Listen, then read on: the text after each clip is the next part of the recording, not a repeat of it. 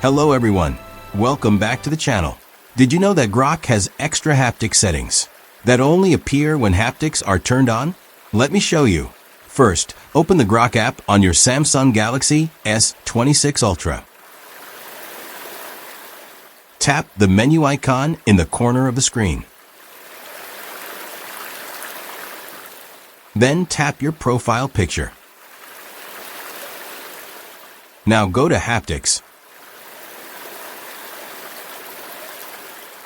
Make sure Haptics is turned on. Once it's enabled, you'll see more options appear below. Look for when is haptics needed, and under that, you'll find pressing button. Tap on it. Here, you can enable or disable vibration when pressing buttons in the app. Turn it on if you want a small vibration every time you press a button. This makes the app feel more responsive.